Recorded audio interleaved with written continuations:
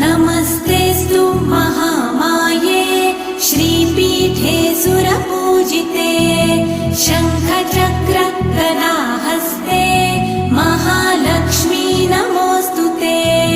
नमस्ते गरुडारूढे कोलासुरभयङ्करी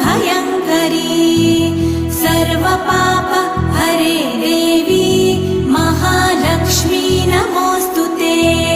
महादेव्यै च विद्महे विष्णुपत्न्यै च धीमहि तन्नो लक्ष्मी प्रचोदयात्।